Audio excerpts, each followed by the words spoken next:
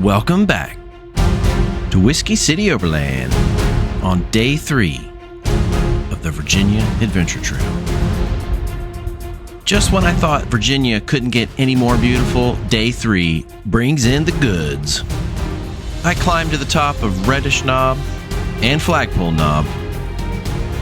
The fog clears and the sun comes out just in time for the best views of the whole trip.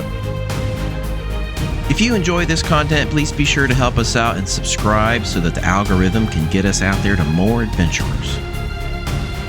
And I even discover my newest favorite campsite in the world. So sit back, relax, and get ready to vicariously get your adventure on day 3 of the VAT on Whiskey City Overland. After a rainy night at the bottom of Broad Run, I was hoping for a day of some good weather because I was headed to the 2 higher points of the trail and was hoping to see some views. When I was on Bailey Gap to Butte Mountain, which I'm sure has views, all I could see was fog, so I was thankful that it was dry. I left Broad Run and headed for Fenwick Mines, which is a fire road, pretty simple, just gravel, but still beautiful, and part of the VAT. I also took a detour down to a ghost village off of Fenwick Mines, called the Lignite Ghost Town. Now I got to the bottom of the hill, and I expected there to be some kind of remnants of a town, but all it looked like was a place where a town used to be, and I didn't really see any buildings or frames or anything. But I will say the trail going down the hill was a lot of fun.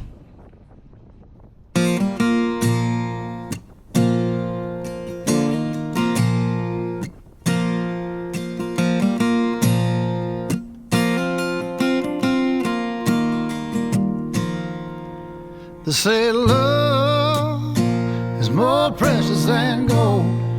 It can't be bought and it can't be sold. This is what was left of the Lignite Ghost Town. Not much, but it looks like a great place to live for a little while. That makes me.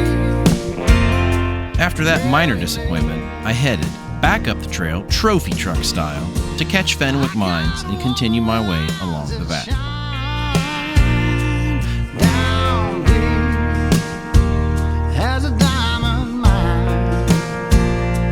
Unfortunately, because I was trying to make it to the Expo Adventure Appalachia, I did have to cut off the loop that goes around Lexington. This means that I missed Shady Mountain Road and Peddler River and Big Piney, which I was sad, but I really wanted to get to the high mountains and see some of the views. But that just means that I'm going to have to come back and do the whole trail again. And that's not a bad thing. People look at her and they look at me and say that boy is sure living in luxury. Sweet luxury, because love is more precious than gold. It can't be bought, no, never could be sold. When you get to the paved part of Reddish Knob, you know that you're getting close to the top. And there's only one reason that this is paved. On October 13th, 1999, President Bill Clinton spoke on top of Reddish Knob about a Forestry Service bill.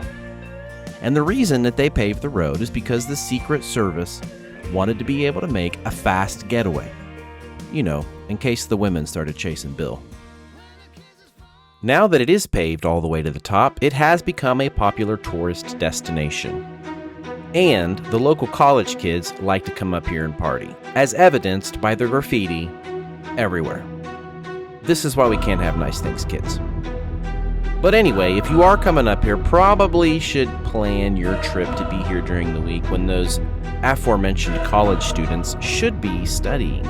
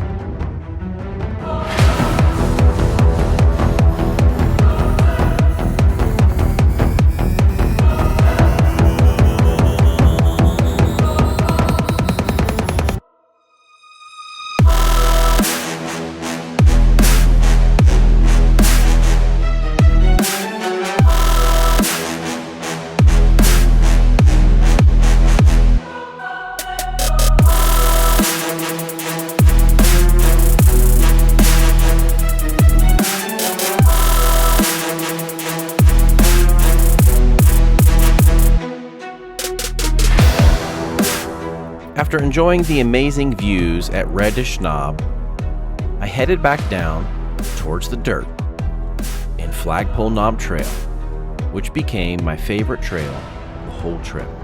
The views were awesome, full of awesome campsites, and I had a blast.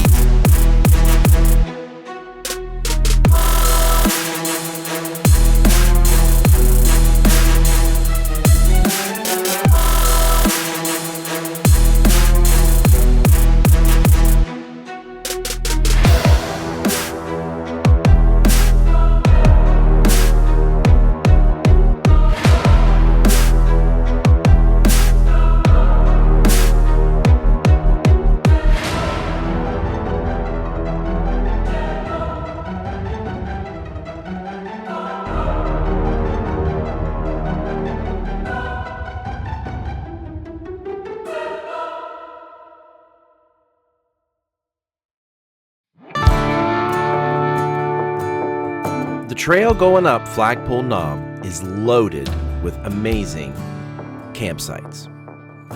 I wish that I had reached this point of the trail a little earlier in the day because I would have loved to have stayed at the top of the mountain. But I did find a cool campsite, which you'll see at the end.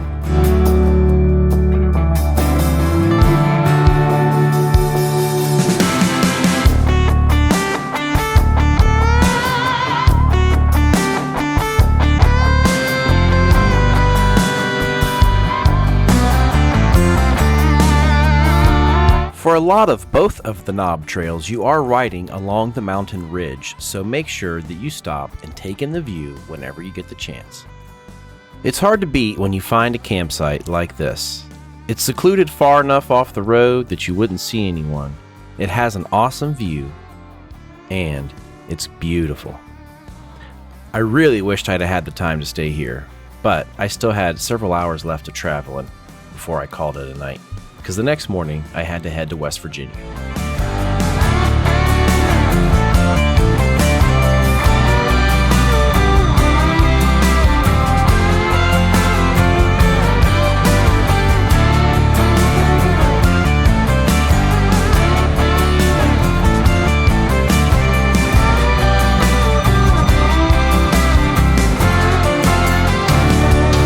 After a little while on Flagpole Knob, you come to a junction where if you go straight, you're on Union Springs, and if you go left, you go down the mountain on Flagpole Knob.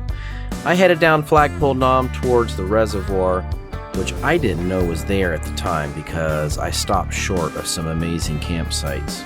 So if they're available, the campsites around the reservoir are cool. I stopped a little ways above there in an also very awesome campsite.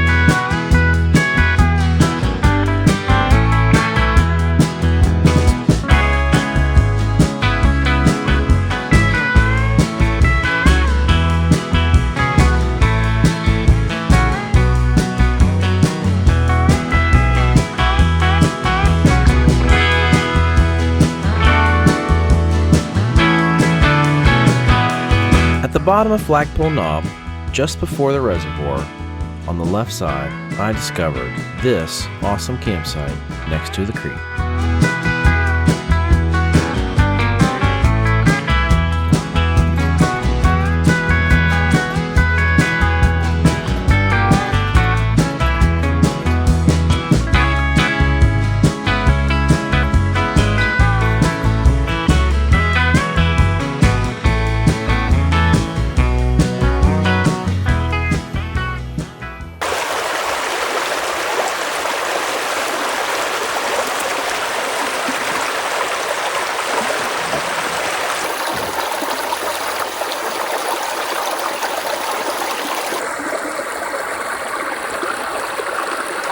I got camp set up for the night, super excited about spending the night next to this stream and cooking up some dinner.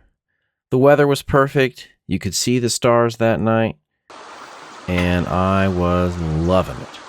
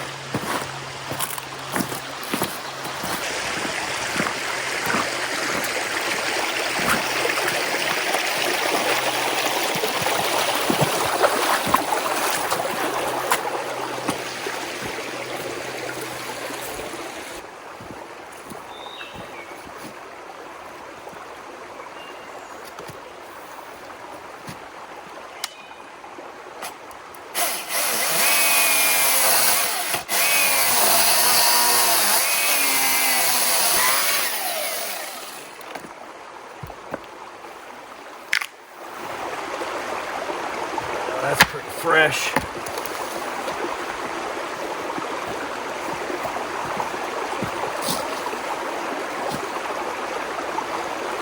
I don't even want to know what they use this for.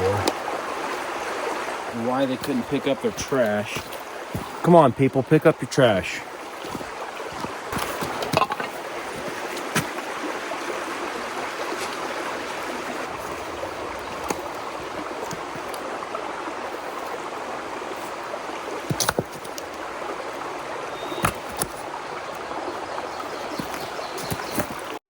Sadly, my batteries died, so you don't get to see the rest of the awesome evening that I had. But the next morning, I got up and hit the road. I was driving all the way back to where I started this grand adventure 2 weeks ago, the New River Gorge, but this time I would be at the Ace Adventure Resort for the Expo Adventure Appalachia. And as if in a final farewell, Virginia gave me this beautiful sunrise on a beautiful reservoir on my way out.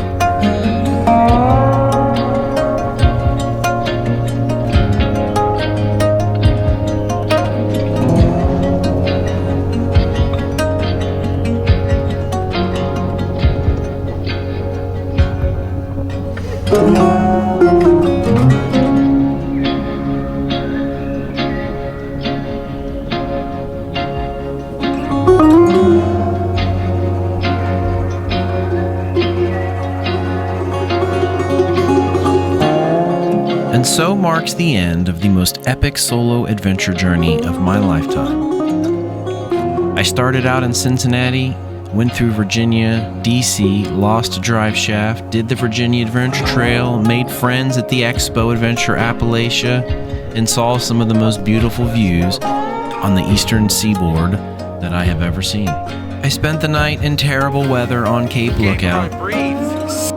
I dealt with being stranded from a broken drive shaft in Fredericksburg. But it is an adventure that I will never forget. New friends to last a lifetime, and memories of quiet and beautiful places that I'll never forget. Part of my heart will always be in Western Virginia now, because I just fell in love with the mountains in Western Virginia. I hope you enjoyed this series.